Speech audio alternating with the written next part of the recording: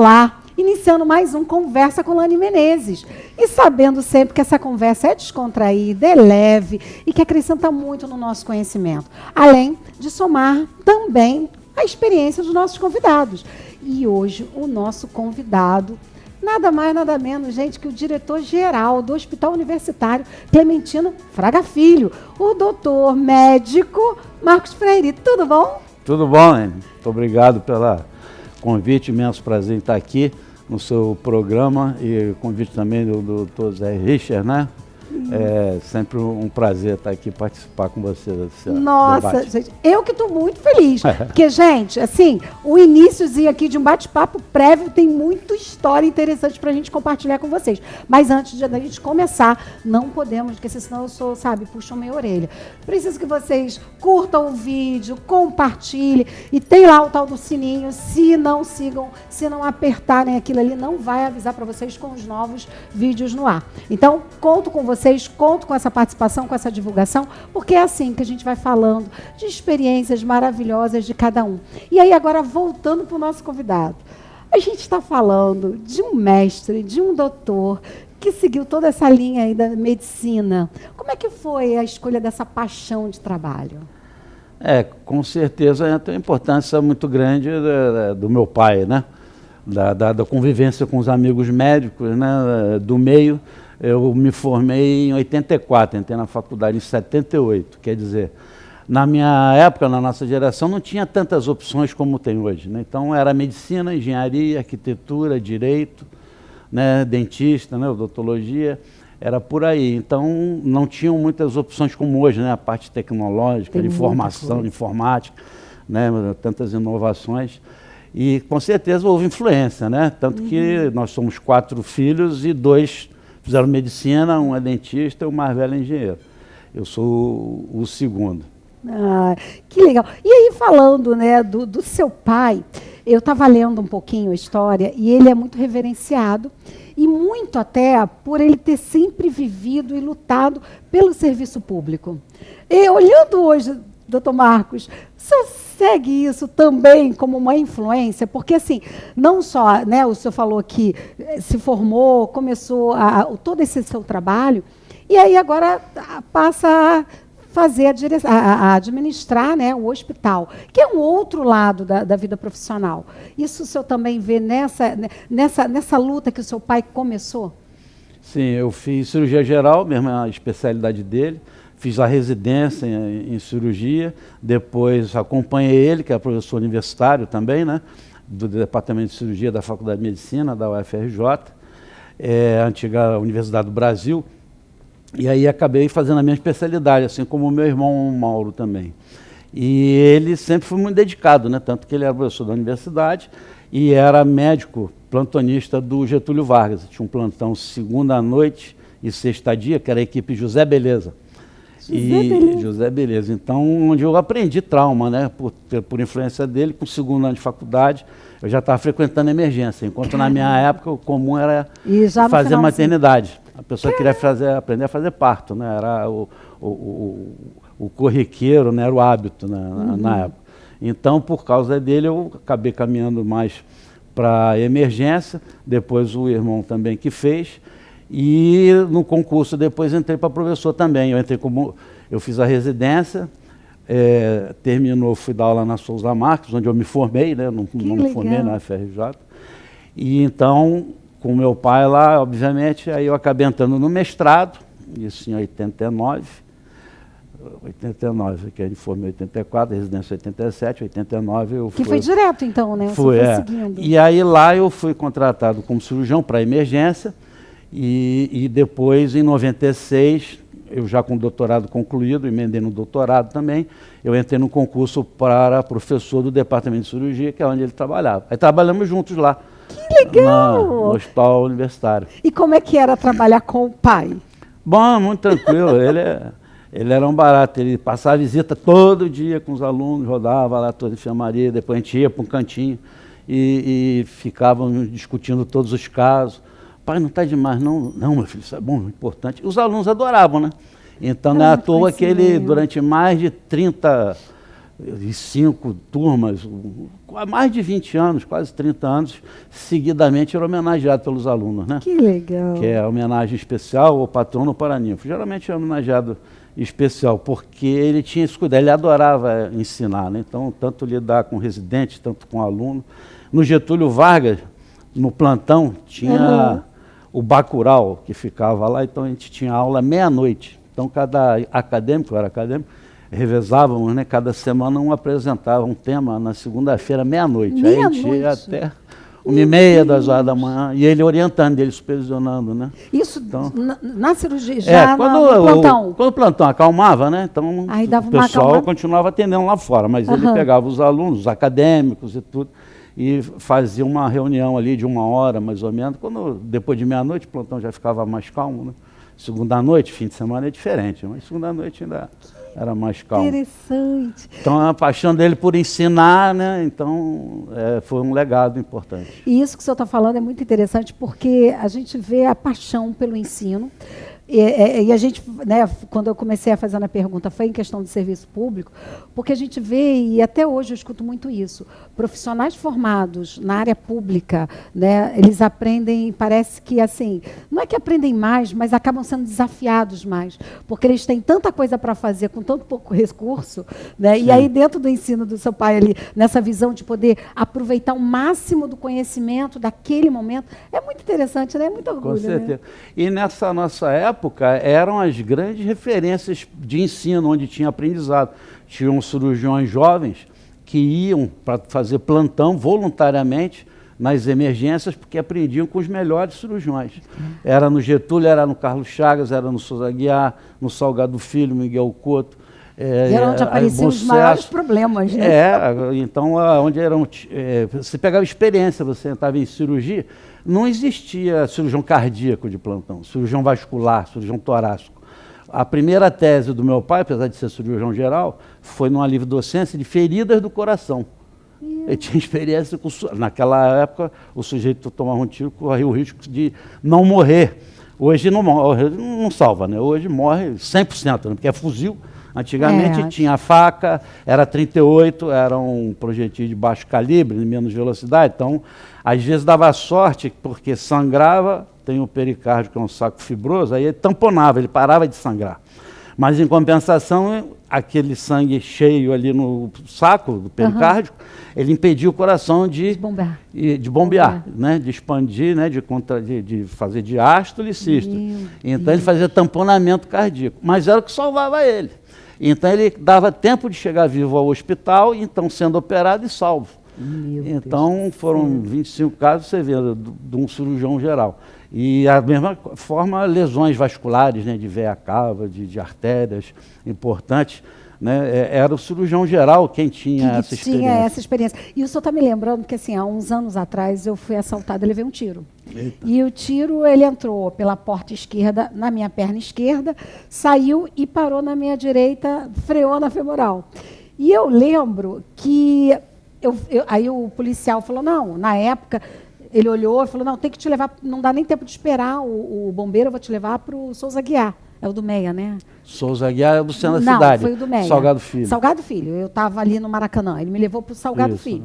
Quando ele chegou no Salgado Filho, fez lá o atendimento, viram que não era, né, e tal. E aí eu pedi para ser transferida para o particular, que eu tinha um plano. E aí o problema era achar o médico vascular na madrugada. Que não tinha. E aí eu acabei indo para o Hospital Santa Terezinha, na Tijuca e tal. Sim. E aí ele só passava às 6 da manhã. E isso tinha sido à noite. E eu fiquei assim, gente, a gente estava num momento do Rio que tinha muito assalto, muito tiroteio. Aí eu falei assim, mas será que não teria que ter esse tipo de profissional? E aí eu lembro que eu recebi os primeiros cuidados lá nesse hospital público. E depois eu fui para lá, mas graças a Deus não deu nada. E a bala está aí até hoje. E que ele falou assim, olha, tu teve uma sorte porque ela passou não pegou vaso nenhum e freou exatamente, ela parou a força dela na veia, que seria o complicado, né? E a gente vê hoje que o senhor fala, o que a gente está falando de anos atrás, né? De 30, 40 anos da evolução dessa área. É muita coisa, né, doutor? Muita coisa. Uma coisa importante aí, Você não citou, mas eu imagino, já tinha sido o bombeiro que fez o atendimento ou foi a ambulância comum que existia nos hospitais? Não, quem me levou na época foi a polícia, porque tinha acabado de sair o decreto que só o bombeiro podia pegar. Só que naquele momento o policial arriscou achando que eu ia morrer muito rápido. Porque ele falou depois para mim assim, eu tenho acho que 20 minutos para chegar contigo no hospital, porque é o tempo do sangue percorrer. Então eu não quis esperar. E aí ele me levou dentro do carro da polícia, da viatura. E aí eu achei assim muito interessante, depois eu agradecer a pessoa, porque ele pediu, tinha gente na rua, e ele falou, eu preciso que alguém entre com ela no carro. E entrou uma senhora que nunca me viu na vida. Ela entrou no carro comigo e foi para o hospital, porque eu acho que seria a segurança dele de eu não morrer dentro do carro, né? Alguém para ajudar. Para alguém para ajudar ali, para estar ali comigo só. E aí foi nesse momento que eu soube que tinha... Aí que a gente vai perceber que existem tantas regras, né? E a nossa vida fica ali na mão de um profissional que teve, né? Ele, pelo menos, falou, ele disse, olha, eu preferi arriscar e trazer você do que correr o risco de esperar e você não aguentar. Sim, com certeza. Porque tem lesões que o tempo é muito importante, né? Quanto mais rápido você faz o atendimento, melhor o prognóstico, maior chance de sair, de tratar a lesão. E o bombeiro, que se faça uma homenagem a eles, né? Eles realmente revolucionaram, né? Foi uma outra fase de atendimento pré-hospitalar, né? Que na época era uma ambulância para um acadêmico. Eu várias vezes saí para atender baleado. Na época não tinha aqueles cursos de sistematização de atendimento ao politraumatizado, hoje como tem o ATLS. Nós fizemos, né, com meu pai aqui, trouxemos ele para o Rio, e fizemos uma sistematização, aí fizemos para vários hospitais federais, para o município.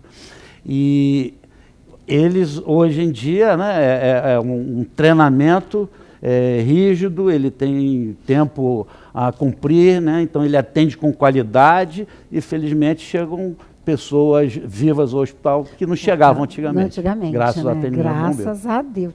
E uma coisa que o senhor falou no início também foi isso, né? Eu lembro que o tiro que eu levei foi de pistola. O que o senhor fala hoje, né? Hoje a gente também está começando a ser raro, é só fuzil. Fuzil não chega ninguém, viu? Ninguém chega, porque tem um negócio que quando parece que nem furou na frente, mas quando tu olha atrás tem um rombo horrível. Então a gente está vivendo uma dificuldade, mas ainda tem pessoas que buscam, pelo menos, dar uma sobrevida, né? Não, com certeza, porque aqueles que não falecem, às vezes é uma bala perdida, né, que se chama, né? Quer dizer, perdida não é porque ela sempre encontra alguém, né? Então, a pessoa sofre, né, a agressão ali pelo projetil, né, pelo tiro, e às vezes faz uma lesão superficial, né? Às vezes vai na cabeça, então não tem jeito. E são projetis de alta velocidade. Então o poder de destruição de lesão é muito grande. Então, infelizmente, o baleado hoje chega a muito pouca frequência, ainda com vida ao hospital. Nossa. E aí, voltando nesse atendimento de emergência, ele é assim... Quando o estudante passa por esse circuito de estar dentro da emergência, ele coloca à tona todos os seus conhecimentos dos anos todos, né? Porque ali tu é testado, treinado, tanto emocionalmente quanto dentro tecnicamente. Você aprende, né, com os mais velhos, a experiência, você participa da cirurgia, tudo é você observando, né, olhando e pegando, né? Então, tinha uns cortezinhos, né, as feridas lá, caco de vidro e tal. Então, a gente dava pontinho, fazia sutura, então, com a pessoa lá te supervisionando. E daqui a pouco eu operei minha primeira apendicite com a supervisão de um cirurgião no 6º ano. Não foi o meu pai, senão ia ficar nervoso. Não, Evandro, fica... Ele vai ficar nervoso com você? Por eu estar operando, ia ficar emocionado. E aí foi um outro cirurgião, não, deixa que eu vou lá com ele. Aí, obviamente, ajudando lá, a gente já sabia, né, já tinha operado, já tinha ajudado bastante, né? E lá, graças à emergência, ao Getúlio Vargas, e assim, muitos cirurgiões hoje aqui no Rio de Janeiro, no Brasil inteiro, né? Tiveram a sua formação, principalmente com a experiência da emergência. Da emergência. E como é que foi o coração, assim, porque você falou que tem um irmão também que é médico, sim, né? E como é que foi, assim, quando vocês receberam aí a notícia que o pai de vocês ia ser homenageado pelo Hospital Municipal Evandro Freire? Ele, em vida, né? poucos foram homenageados assim em vida, como o Clementino Fraga Filho, né? Ele era vivo e o hospital passou a ter o nome dele. E o meu pai ele já tinha falecido, ele faleceu em 2011, né? Tinha 80 anos de idade. Mas ele deu nomes a algumas salas de cirurgia, o centro de estudos, né? O centro cirúrgico lá do Hospital Maglione, que é do grupo aí que era da Mil, né, lá em Caxias, no Hospital Adão Pereira Nunes, né, conhecido como Hospital Saracuruna. Então eu tenho um sobrinho que agora é diretor-geral lá, o Luca Freire, que aprendeu com a gente a cirurgia, hoje faz lá a cirurgia bariátrica. E o Mauro é o responsável pela cirurgia geral no Evandro Freire. Eu tenho... E a minha mãe ficou muito emocionada na época. Nós fomos lá na inauguração, então estava o prefeito, o governador, a presidente, né, do país estava lá, deputados, o pessoal de Miracema, que é da terra do meu pai, né, alguns vereadores vieram. Aí foi muito emocionante, realmente, é um orgulho. Saber que vai seguir, né? E é interessante, assim, quando o senhor fala do Freire, eu lembro também, eu tenho dois episódios, gente, muito assim, forte, para mim principalmente, não que chegue aos ouvidos deles, né? Mas assim, para mim muito forte, porque eu lembro que meu pai ficou muito mal, e eu trouxe ele aqui no Evandro, e eu lembro que a gente ficou a madrugada toda, e eu lembro que a gente, não, mas por que meu pai está sangrando, assim, na urina e tal? E aí o seu irmão que fez, falou, espera, vai ficar até um pouco mais tarde, mas eu vou analisar isso com mais calma. E ele conseguiu ver alguma coisa atrás de alguma coisa que... Eu lembro que a bancada dos estudantes ficavam tentando, e aí ele viu alguma coisa ali que era necessário ser transferido para ser cuidado. Né? Então, assim, eu agradeço muito, porque foi a partir desse olhar de atenção, né? Por mais que fosse uma madrugada, por mais que fosse complexo, eu vejo hoje que foi a salvar. E o outro dentro do hospital do universitário, que o meu pai eu não tinha expectativa que ele alcançasse a ficar, né, vivo até o final do ano passado, e graças a Deus, com toda a equipe, né, tanto oncologista, hoje de geriatria, de dermatologia, do coração, de tudo, a gente está com ele aí vivo. Urologista. Sangramento. Exatamente, assim, hoje ele está vivo, e eu vejo, assim, eu lembro muito que eu conversando lá, né, e a gente acabou. Todo dia eu ia para aquele hospital, e eu lembro que as pessoas às vezes falavam, não, aqui às vezes é complicado, mas os médicos, e realmente, os estudantes, os médicos, eles vão até o final, olhando, avaliando, dando várias análises para poder salvar uma vida ali, né? Então, isso é muito gostoso. Os pacientes gostam muito, né? Porque realmente é um diferencial. As pessoas atendem muito bem, e carinho e atenção, aquilo que a gente estava conversando antes, dão um acolhimento, né? Conversa, explica. Hoje em dia, né, as novas gerações, eles não aprendem muito a conversar com o dente, aí botar lá, apertar a barriga, olhar para a cara do né, apertar a barriga, pegar o pulso, né? Então, o que tem, aí tomografia computadorizada, ressonância magnética. Eu peguei uma época junto com meu pai que a apendicite era a mão na barriga. Era a mão na barriga. Né? Não tinha tomografia como hoje. Né? Então, isso foi uma coisa da evolução da medicina que tem que ter o meio termo, né? Nem tanto, nem tão pouco. Nem só pedir exame, né? e nem só também ficar conversando. Tem que fazer os dois e tem que indicar com parcimônia, né? Com uma boa indicação, com critérios, né? Para não fazer exame demais.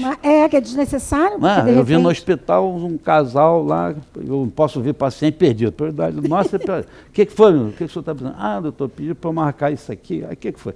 Pediu uma tomografia computadorizada de crânio e o outro era uma ressonância magnética, que ele não sabe o que ele quer os dois. Mas vai tratar o idoso com um raio, né? Vai ficar irradiando ele.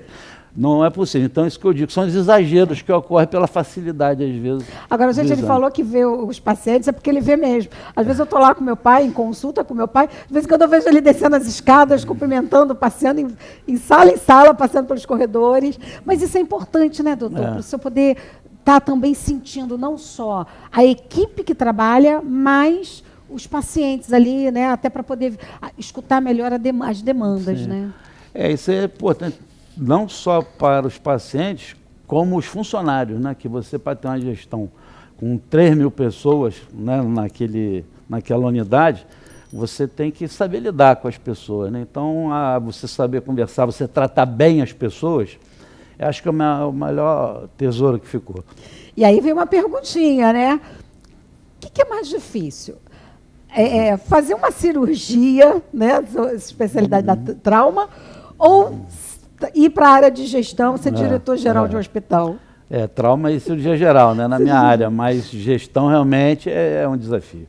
É um desafio para qualquer um, ainda mais num gigante que é o nosso hospital universitário, da FRJ.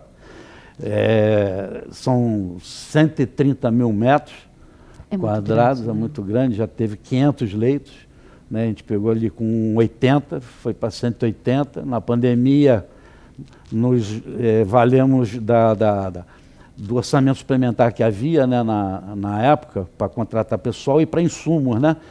Aqueles equipamentos, né? De máscara, face shield, capote, etc. Né? E isso tudo facilitou a gente contratar pessoal, ser referência na pandemia, e nós conseguimos abrir 320 leitos, com mais 850 profissionais. Através do Ministério da Saúde, Ministério da Educação, via a Fiocruz, que tem uma fundação, a Fiotec, que contratou. De início foi até uma licitação pela nossa reitoria, pró-reitoria, que entraram algumas empresas. Depois eles foram sendo substituídos e ficaram pela Fiotec, e resumindo foi isso, eram 850 profissionais, de 180 foram para 320 leitos, com 60 leitos de CTI para a Covid, porque recebemos muita doação da sociedade civil e que nos ajudou a colocar e fazer muitas reformas durante a gestão, né? A partir de 2020, ali, eu entrei em 2019, né? Aí fiquei até 23, agora em 23 fui reeleito. Não é eleição, né? A consulta, né? Então foi reconduzido, né, como diretor até 2027. E nós nos aproveitamos disso e fizemos muitas reformas, muita doação, porque nós entramos na referência. E aquilo foi muito bom para o município, nós demos uma boa retaguarda para a Secretaria Municipal, o secretário, então, Daniel Soran, né, que também foi muito parceiro, né, tínhamos um bom relacionamento e aliviávamos muito as necessidades dele com esses leitos de CTI e o próprio Estado, né. O relacionamento foi excelente, do governo federal, estadual e municipal. Foi muito bom, e quem se beneficiou foi o hospital, os pacientes, né, no Rio de Janeiro. Acesso. Um paciente, às vezes, naqueles hospitais de campanha, né? Ele não via sol, né? Ele não sabia quando era dia e noite, não tinha vidro, eram biombos, né?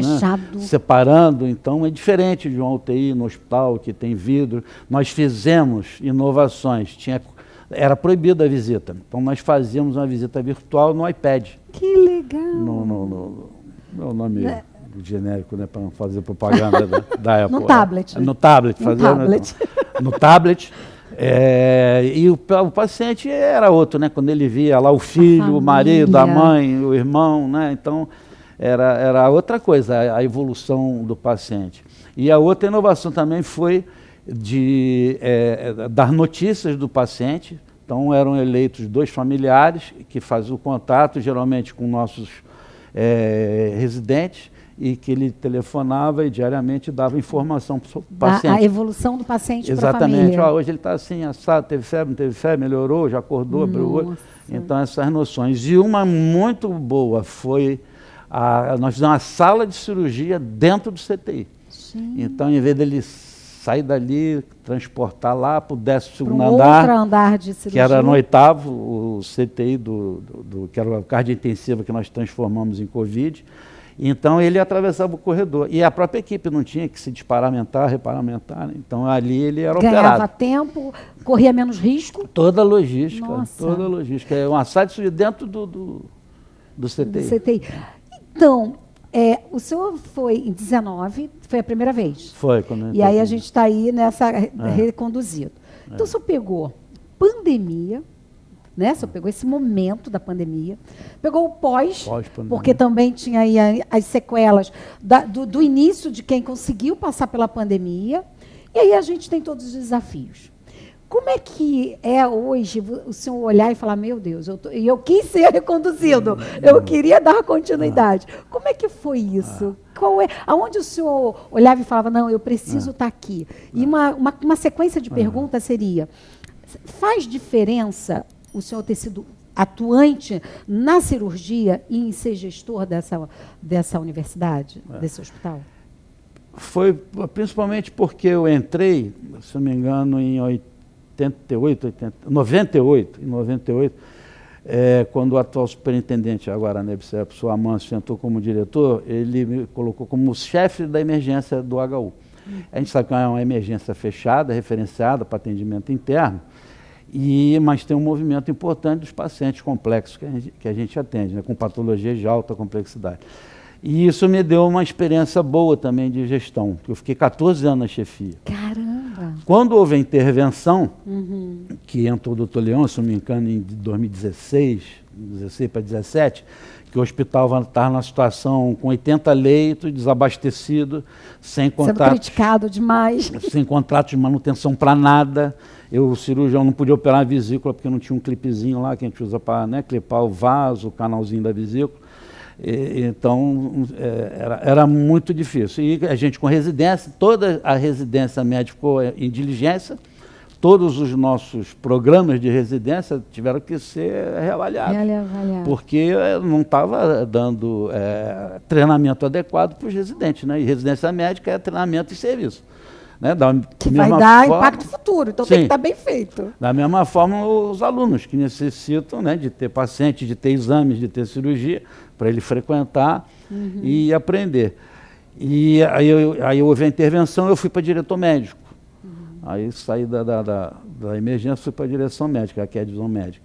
E depois, então, vivendo isso, eu falei, vou continuar isso. Então, esse trabalho do Dr. Leôncio Feitosa, que era médico da cirurgia cardíaca lá, ele não era docente, era médico, já fui diretor do INC, Instituto de Cardiologia, era cirurgião cardíaco do Hospital da Lagoa, então ele começou a melhorar o hospital, e eu segui o trabalho dele. E aí, em 2019, então, na eleição, eu acabei entrando com esse outro gestor da época, que não deu muita sorte, e ele acabou saindo por problemas de saúde, etc. Eu entrei com uns 94% dos votos válidos. Esses 94% dos votos válidos para continuar, né? Isso mostra que tem uma aprovação grande da equipe interna, né? Felizmente, sempre muito apoio, e eu sempre também valorizei a equipe, porque eu sozinho não faço nada, não tenho força para nada. Eu tenho que ter um bom diretor médico, diretor de enfermagem, fisioterapia, nutrição, enfim, todo, né, engenharia, almoxarifado. Eu tenho que ter um suporte adequado. Então, hoje, nós começamos há uma reunião semanal, toda quinta-feira, onde todas as pessoas, não é só diretores não, todas responsáveis por comissões, né, pessoas importantes, né, no organograma, né, na hierarquia, necessitam falar dos seus problemas para a gente tentar resolver esses problemas, né, para criar as soluções. Então, isso foi o que fez depois eu continuar. Eu não sou muito a favor da recondução, não, porque, né, acho que em nenhum lugar eu vi, foi muito bem. Mas eu tinha algumas coisas que estavam no meio do caminho. Que o senhor queria concluir? Eu falo 3 coisas, tanto que na minha posse minhas filhas quebraram lá deu branco agora, o protocolo. Eles quebraram o protocolo, que fala que eu sonhava com os elevadores. Então são os elevadores, aquela fila, né, horrorosa lá, todo dia de manhã, 8 horas, com 3 elevadores só que funcionam, mais 2 ali de suporte, de um total de 17.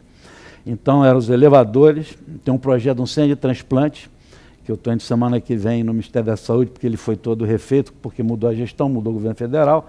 Então o projeto não é mais daquela dimensão, vai ser diferente, então nós vamos lá discutir isso. Então os elevadores, o centro de transplante e a EBSER, que é a Empresa Brasileira de Serviços Hospitalares, que eu frequentei lá já desde a gestão anterior, querendo que abrisse para os nossos hospitais da UFRJ. E a gente conseguiu o apoio dos reitores, desde o anterior, professora Denise Pires, que está em Brasília agora, a diretora da CAPES, que é a Insulana. Eu já entrevistei, uma delícia. Ela, uma pessoa maravilhosa, apoiou muito sempre.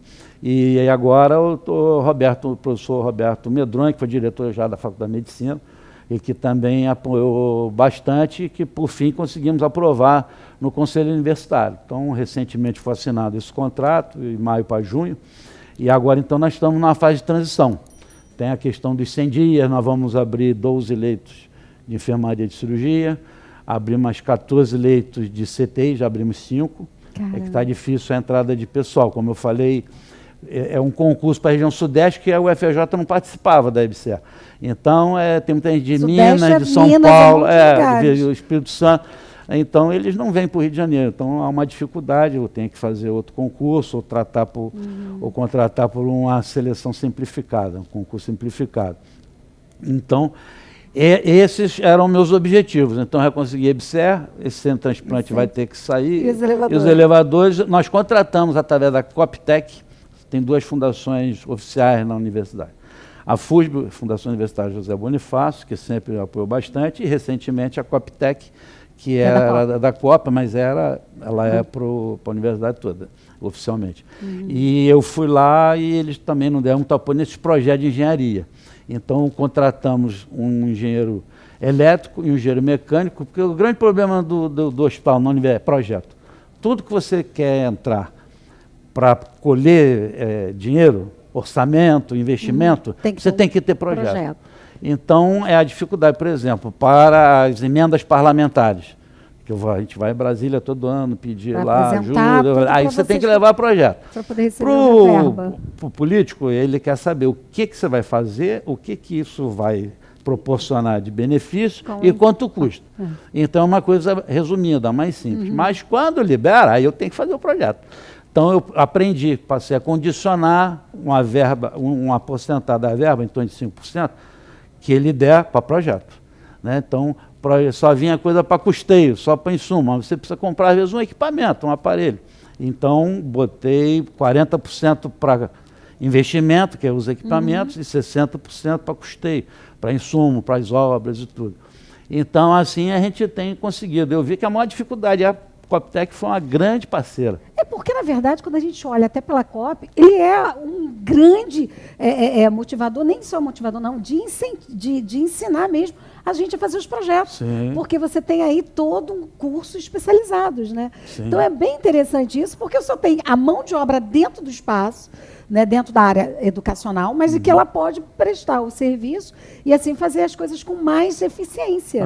Com certeza. Muito interessante. Aí eles fizeram esses projetos e esse dinheiro, porque o hospital perdia dinheiro. A pessoa ia lá, vamos dizer, conseguiu 2 milhões para um projeto tal. Aí chega no fim do ano, cadê o projeto? Não fez, não sei o que, aí você tem que devolver o dinheiro. E não pode realocar ele nada. Não, porque ele já sai com carimbado para aquilo. Então, o que eu falei? Não vou perder mais dinheiro. Aí eu fui para a parceria com a Coptec. Então, tem que se juntar os bons, né? É isso aí. E aí nós fizemos isso. E temos um projeto grande, que é válido até o ano que vem, 2025 ou 2026, se não me engano, que é de reestruturação e modernização do hospital universitário. Então, ali eu tenho contratado pessoas, porque não tem engenheiro elétrico para fazer o projeto, do elevador, o mecânico. Então, agora a EBSER vai nos financiar, mas eu já tenho o projeto praticamente pronto. Que vai dizer quanto que você precisa de alocado, quantas pessoas, para o elevador, para 4 elevadores novos. E, ao mesmo tempo, está correndo a contratação de pessoal para a reabertura de leitos e aumento da produção do hospital. Uma coisa que eu ia perguntar exatamente, como o senhor deu uma palhinha aí já, essa relação próxima, né, entre o reitor da universidade com o senhor, que é o diretor-geral do hospital, isso favorece muito, né, para o trabalho de ambos, né?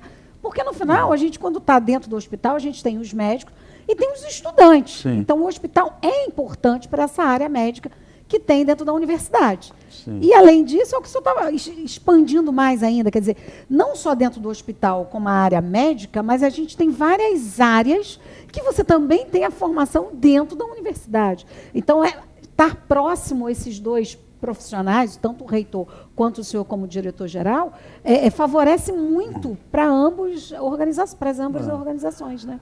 Com certeza, a universidade, inclusive, era muito assim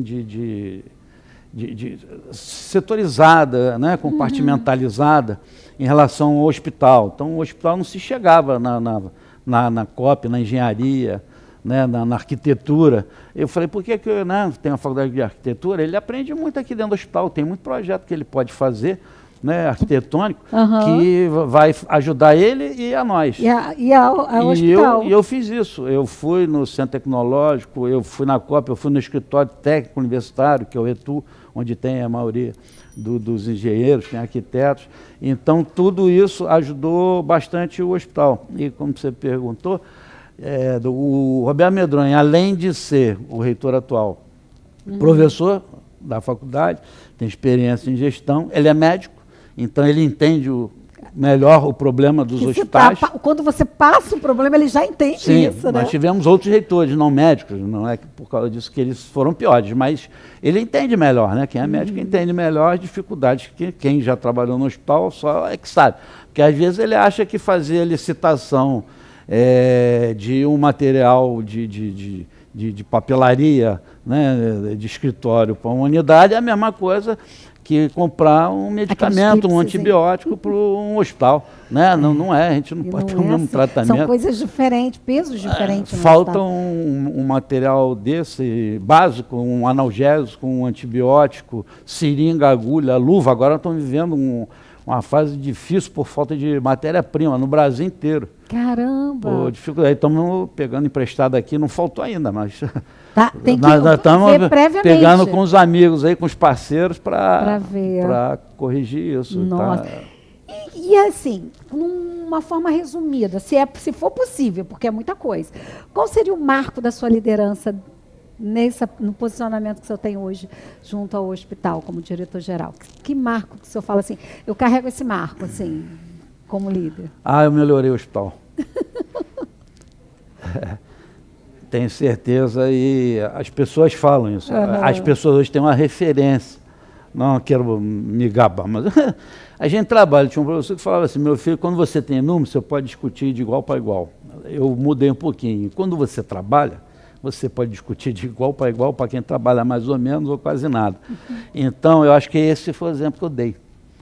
E conseguir coisas para o hospital, pela dedicação. Eu fazia consultório, tudo agora já praticamente, né, diminuir, quase não faço mais, porque é difícil você dividir clínica privada, e não dá, chega um ponto que você não consegue, né? Exatamente. É muita demanda que vem dali, muita, né? Muita. E você acaba gostando também daquilo que você está fazendo, então você quer se envolver cada vez mais, mas eu acho isso, porque a gente se valeu. Eu ouvi, você entrou na pandemia porque quis. Você acha que os nossos pacientes não vão pegar Covid? Quantos funcionários não pegaram Covid e foram lá tratados? E muitos, inclusive, que mais de 60 anos, hipertenso, afasta. Né? Fumante. Né? 60 anos não fuma, perdendo 30% além de já ter pouco, já tinha reduzido. Foram afastados por causa da pandemia. Se não fosse esse pessoal de reforço, a gente não ia se dar bem, porque como é que os pacientes não vão ter Covid? Vários funcionários ficaram encostados, inclusive internaram para tratar Covid. Eu acho que o Papai do Céu protegeu, eu não tive todo dia no hospital, durante uns 2, 3 anos nessa confusão, e não tive. Aí depois de 5 vacinas, eu peguei. É tipo assim, meu organismo acalmou. Eu fui a Brasília, voltei, já estava aquela confusão toda, um monte de gente, já não tinha mais o problema da pandemia, da emergência de saúde pública. Aí eu voltei com o narizinho escorrendo, dorzinha de garganta e tal, aí uma médica lá, Rosana, a diretora médica, Marco, faz o Covid e tal, faz o teste. Eu tinha feito em casa do negativo, aquele de farmácia. Aí eu fui lá naquele centro Nidier, lá no campus, lá, está funcionando a BioRio, a Terezinha Marta, aí fui lá, fiz, deu positivo. Nossa. Mas também 5 dias, acabou nada, 2 dias não tinha mais nada, não sentia mais nada. A vacina, claro que protegeu, 5 doses também. Eu, graças a Deus, também tomei todas, não acho um absurdo pensar em não se tomar vacina. E os meus pais também não tiveram, né? Meu marido também não. E a gente foi caminhando, graças a Deus. Agora, o senhor consegue ainda ter tempo para jogar bola, para ser goleiro, para correr ali atrás, para fazer esse métier com os funcionários? Eu sempre fui muito forminha de bola, né? Desde o primário ginásio aqui no Lemos Cunha, aqui na ilha. Eu jogava 3 horas de bola por dia. Chegava em casa 2 horas da tarde, depois das aulas. Eu sempre fui muito forminha. Aí depois na faculdade já diminuiu, era uma vez por semana. E lá no hospital tinha um torneio ali onde demoliu a Perna Seca, né? Que tinha um campinho de futebol ali. Então eu sempre joguei. O primeiro ano eu tentei fazer um time de médico, mas não dá. O médico falta muito, não tem como eu falei, nunca mais faço um time de médico. Aí eu entrei no time da vigilância. Aí tem o time da vigilância, ninguém faltava, né? Aí fomos tricampeões. Eu sempre gostava de disputar artilharia, que eu gostava de jogar na frente, né, centroavante. Mas lá foi muito bom. Mas agora parou, né? Agora dizem, eles brincam comigo que eu esqueci a bola agora, eu engoli a bola. Oh, meu Deus! Mas também, como o senhor falou, são quantos mil metros dentro daquele hoje? 130 mil. E o senhor fica passeando ali, andando, né? Como aí os elevadores não estão todos funcionando, o senhor vai ter que subir escada. Não, mas a gente visita, aí roda, todos os andares, aí desce, aí vai rodando. Quando você chega lá, já tem umas 3 horas, aí perde uns quilinhos, né? Dá para compensar tá bem, a falta do futebol. Me conta um pouquinho, já a gente caminhando um pouquinho para o nosso finalização, sonhos ainda, além dos projetos que o senhor quer concluir, que são aqueles 3 que o senhor chamou a atenção, quais os sonhos que o senhor ainda olhando para o hospital, né, para a vida acadêmica que o senhor também tanto vivenciou junto com o seu pai, o que o senhor ainda tem como um sonho para essa área de saúde para a gente?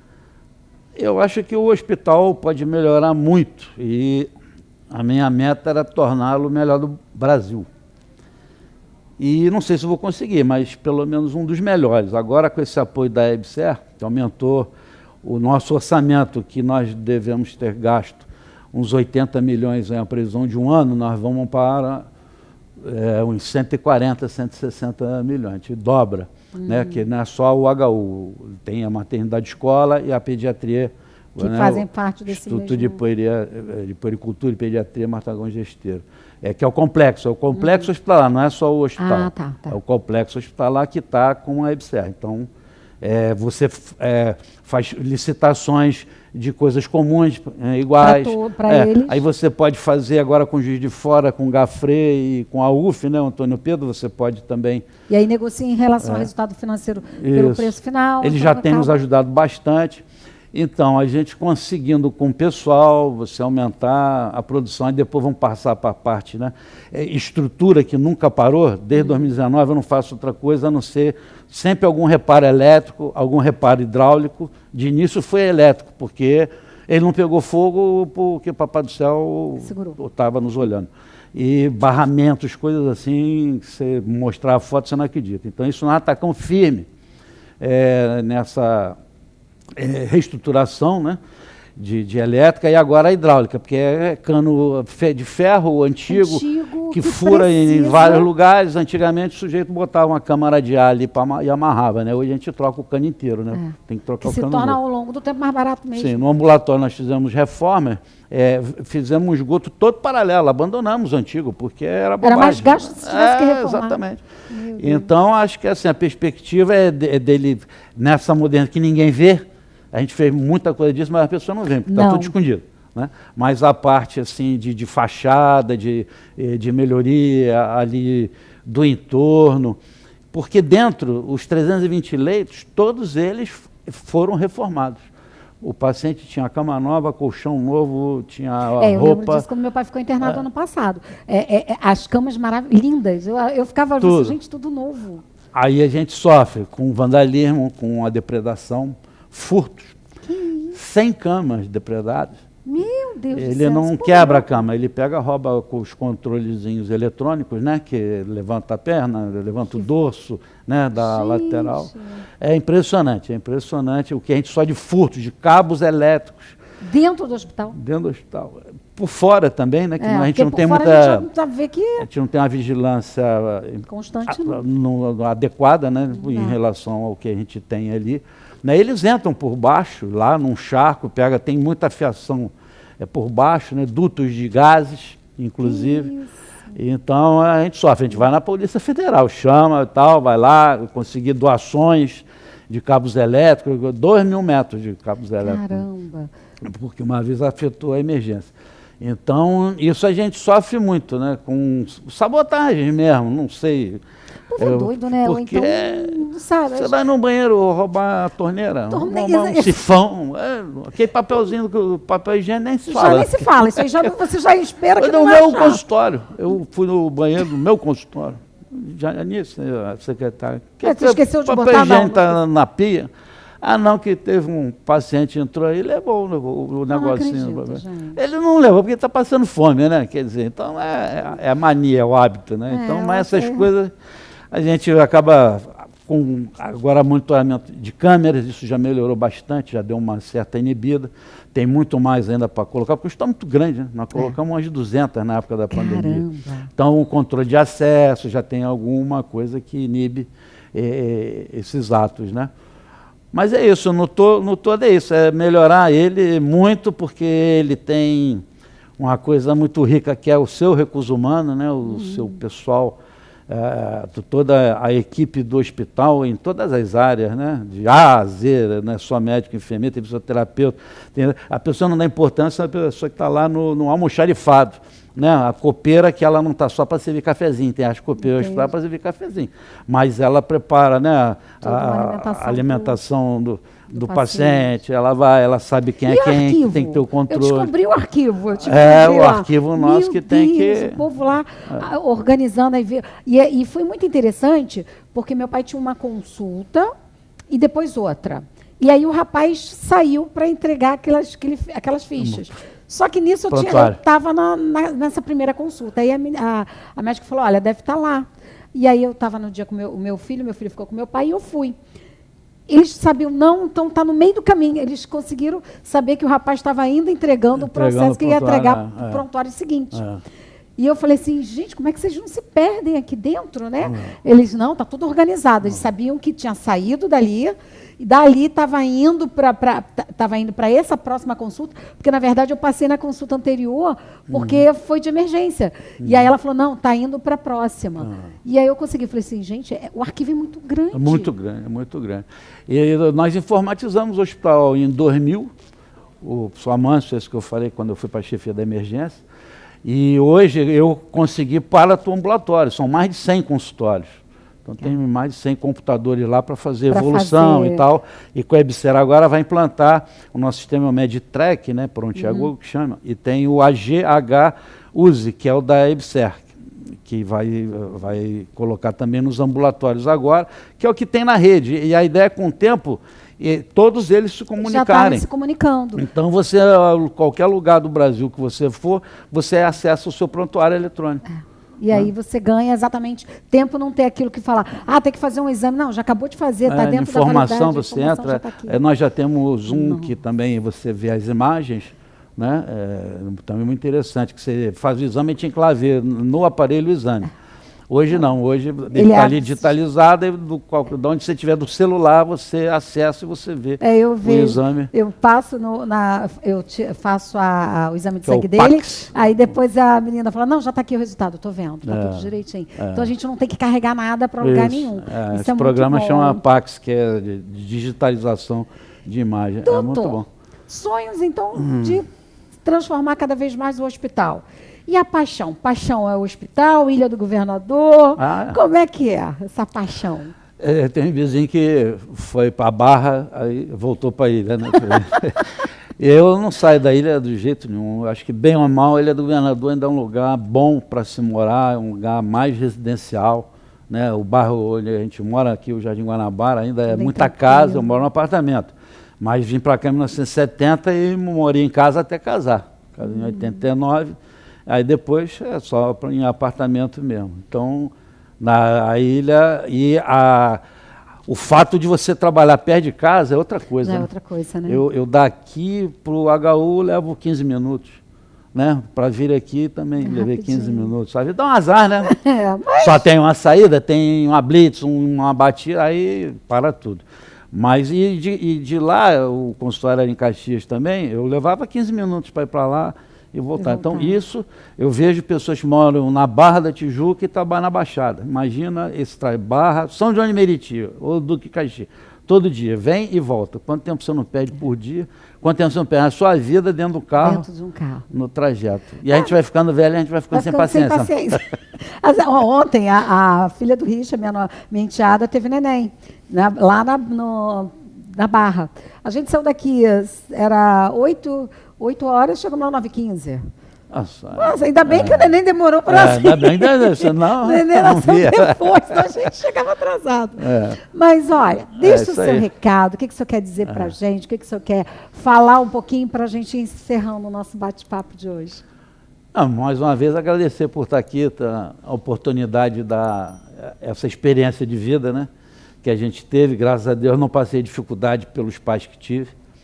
Né, a formação, eu estudei aqui no Lemos Cunha, eu estudei na escola primária de início, na Gonçalves Dias, depois eu vim para cá para o Lemos Cunha, aí eu fiz o São Bento, e depois fui para a faculdade, para a medicina, e não arrependo de nada que fiz. Hoje eu tenho 2 filhas, uma é formada em Direito e a outra é nutricionista, agora passou para a medicina. Que legal! Então, dando continuidade aí a essa veia vai familiar. Dar continuidade. Do meu irmão tem 2 já filhas, que são da uma área, formada, a outra vai se formar em breve, a do Mauro. Então, é isso. A gente feliz lá de cima, né? Com certeza ele deve estar feliz, ele deixou um legado muito importante. Meus outros 2 irmãos, que não são médicos também, são pessoas realizadas, têm uma família também linda, e isso é uma coisa muito importante. A estrutura familiar, né, é uma coisa importante, que dá uma base. A gente dá essa experiência para as pessoas, que hoje tem muita confusão, né? E em relação à profissão, é isso. A medicina, para mim, é uma profissão maravilhosa. Se tivesse fazer, faria de novo. E faria tudo que eu fiz novamente. O hospital realmente foi um grande desafio, que eu estou... São muitos obstáculos, né? Cada dia é um leão, não. 2, 3 leões. Mas está conseguindo ultrapassar por eles. Mas aos pouquinhos a gente vai, com equipe, com grupo. Uma coisa que eu me sinto muito gratificado é as pessoas terem o reconhecimento da sua importância. E isso eu faço. Eu dei uma canetinha para cada funcionário de certas áreas, eu fiz um certificado. Assim, poxa, nunca nenhum diretor me deu nada aqui nesse hospital. Então, interessante. Eu ganhei da Receita Federal uns pendrive, né? Pendrive, ele deu um pendrivezinho com a caneta para ele. Você tem que ver a alegria que eles ficaram. Então, você reconhecer cada um, a importância. A dedicação, o trabalho de cada um é a melhor coisa que você pode fazer. Se você quiser ter um bom retorno, valorize quem trabalha com você. Isso é uma coisa que é uma regra, e acho que assim a gente vai conseguindo. Positivo, né? E assim a gente vai conseguindo fazer e acontecer. Fazer a diferença. Isso aí, né? Era o meu lema, né? Vamos fazer a diferença. E agora vamos continuar fazendo a diferença. Oh, meu Deus.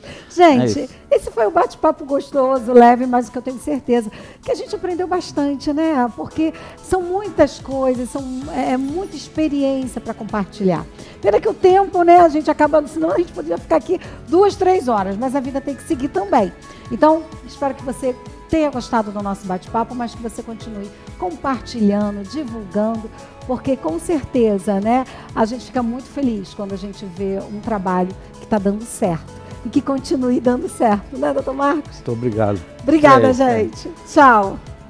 Até logo.